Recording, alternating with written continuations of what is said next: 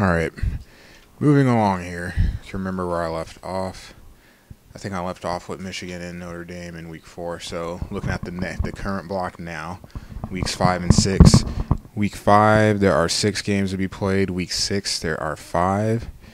And in both, Nebraska, as always, on top of the ball, has played both. But starting with week 5, so again, the rank 'em, pick 'em. Starting off at 6 would be Michigan State at UTEP. 5 is Penn State at home against Middle Tennessee State. 4 is Iowa at home against Boston College. 3 is Minnesota at home against North Texas. 2 has been played. That would be the Nebraska at Pitt game, 31-14. Nebraska with the win, the road win.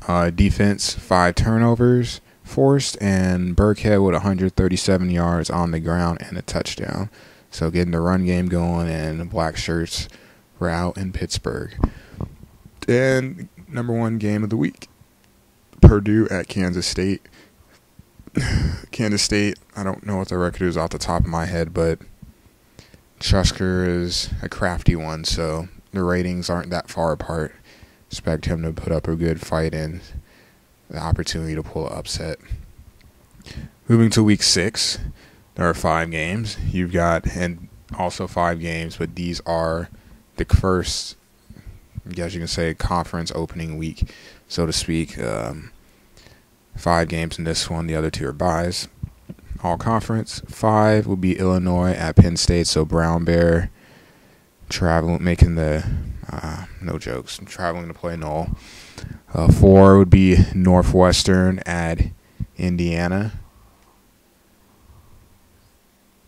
You got 3 is Iowa at Minnesota. A battle of an undefeated and a winless, and those matchups are always a lot tougher than you think. The pressure and the need to win on the other side.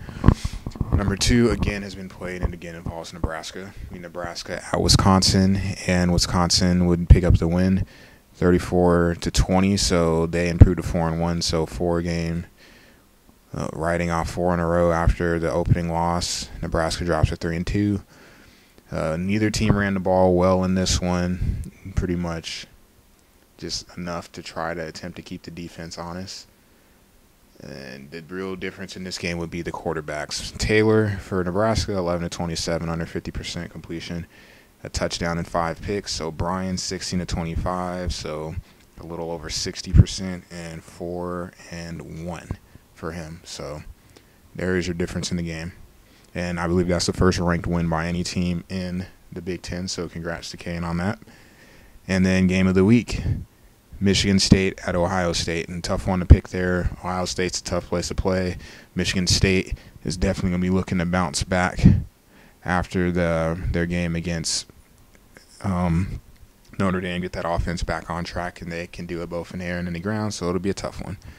And Ohio State's capable. They've got a fast team, good quarterback, can be very creative, so it should be a good matchup.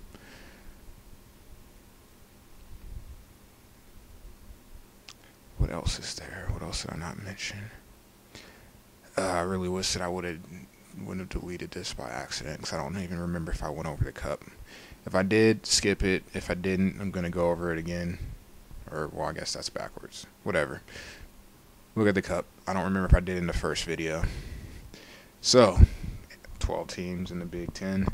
8 of the 12 advance in the first round. 3 of the games were Sims. 2 of them were wins. That would be Northwestern with a road win against Duke.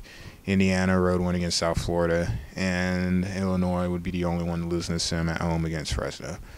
For the other 9, the wins, you have Iowa advancing, beating Buffalo 49-35 at home. Michigan State beating Stanford at home 24-14. Nebraska winning at home 26-24 over Southern Miss. Michigan on the road 28-17 against Maryland. Ohio State at home 38-21 over Arkansas State. And Wisconsin 31-6 over Utah. And then for the 3 losses, Penn State would lose 14-17 at home against Washington. I already said that. Purdue at home losing to UNC 7-16, and Minnesota losing to myself on the road 28-33. So moving to round 2, you got 8 teams. One of them has a bye. That would be Michigan. Ohio State and Iowa play each other, so the dreaded conference matchup. But thankfully, they don't actually play in the regular season. So this is an extra matchup, so I'm sure that'll be something to look forward to. Then other than that, you've got 4 other games, or 5 others, because Wisconsin already played. They lost to Notre Dame 6-34, so Notre Dame really becoming a pest for the Big Ten. And in the other 4, you've got 3 home games. Indiana at home against Kansas, so Big Ten against Big 12. Michigan State against Washington State. And Northwestern at home against Florida. And then 1 road game, that'd be Nebraska against ULL. And I'm not really going to throw out any predictions, but I can tell you I look forward to the Ohio State-Iowa game. Michigan, good luck in round 3. Northwestern is going to have a tough time with Florida. I don't think that's a surprise to him or anyone else. And then Nebraska, Michigan State, you expect those 2 to pull out wins. And Indiana, it would be a high-scoring game against Kansas, so I look forward to seeing the stats on that. And we have Player of the Week.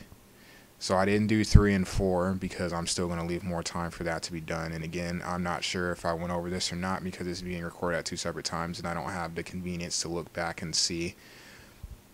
So if I did, please skip. My apologies. For week 1 on offense, you've got Maxwell for Michigan State, 20 of 23, 323 yards with 6 TDs, ridiculous QB rating. Mike Taylor, linebacker, Wisconsin, defensively, 10 tackles, 2 for loss, and 2 sacks. And special teams, John White, 5 for 82, and this is punt returns, with a touchdown and 55 yards. Week 2 on offense, Wisconsin, again, Ball, 17 carries for 111 yards, 3 touchdowns. I believe he had a reception for -3 as well. Ferguson for Penn State, 11 tackles with 2 for loss. And White again for special teams, 4 punt returns for 101 yards. A TD was 75. And really, that's about all I got for this. So looking at a couple of stats as this winds down. So just throwing out some random numbers that might be interesting to people.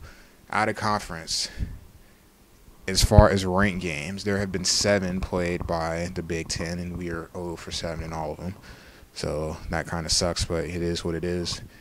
Still got some really solid teams here, and some of those games are really close. In BCS, games against BCS teams, 4 and 10. Overall, out of conference altogether, the conference is 15 and 14, so just above 500. Not bad. What else do we have here? Looking at team stats. As a whole, the conference is 7 and 6 at home and 9 and 9 on the road. I guess technically you could probably take away 1 game because you got 1 conference game, but I'll just leave it as is. And as far as actual team statistics, of the top 20 in the NDL, Big Ten has 4 teams up there in total points per game average on offense, 3 in total yards on offense. Defensively is where we really shine, though. 2 in the top 20 on points allowed, 4 in the top 20 in rush defense, 3 in turnovers, 4 in turnovers, 3 in interceptions, and 4 in sacks. So Big Ten racking up a lot statistically on that side of the ball. And just something random I was looking at and just kind of got curious about as I was putting this together. Just looking at a couple of different things. I really don't want to go into detail in explaining, but I can. So looking at the formula as far as putting up points and all that good stuff, with the magic number that seems to be to win games, at least in the Big Ten this season. For the games that have been played so far, if you score less than 20, you have a 2.5% chance of winning. There's only one win has been achieved, and that was Indiana, I believe, with a shutout win, which, I mean, you don't give up any points, you don't, but they scored 10 points in that one, so not really easy to win. You got to get a lot to go your way to be able to pull out a win at that. Scoring between 20 and 29, your winning percentage is 32.5. Granted, we have a winning record in the 20 to 29 range, but just overall in the big picture, you look at it as a 30% increase in your odds of winning, and then 30 plus is 65%. So it seems 30 is that magic number to get to be able to win, though. You know, a couple games have still been lost. It's a lot harder to lose those games when you're putting up that many points, and I believe both of those were in week 1. And if it's any they were both on the road. So just throwing that stat out there. And another one that we all know is turnovers, always a big deal because it's so easy to let interceptions come in 3s, 4s, 8s. It really seems to happen like that. So you've got, if you lose a turnover battle, you have a 5.2% chance of winning.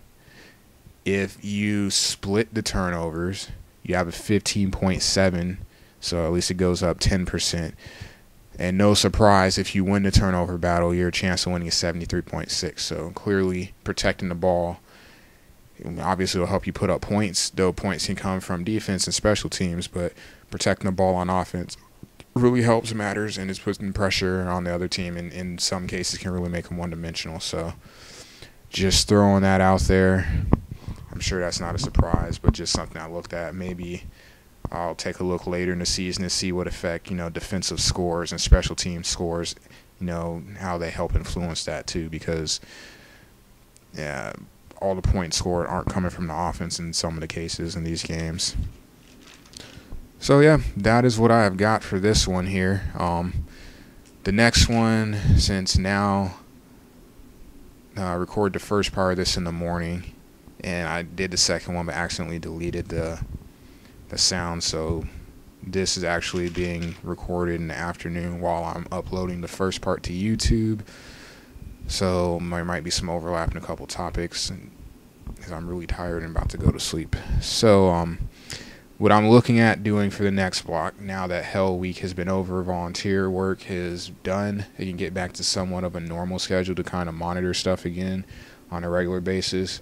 Need to clear up about 30-40 gigs of space on his computer to help actually do these videos again. So uploading this, and probably going to spend the better part of tomorrow having fun just putting out random YouTube vids to help clear some space here. So most of the same, a couple of extra things that I want to look at once I kind of get myself re-informed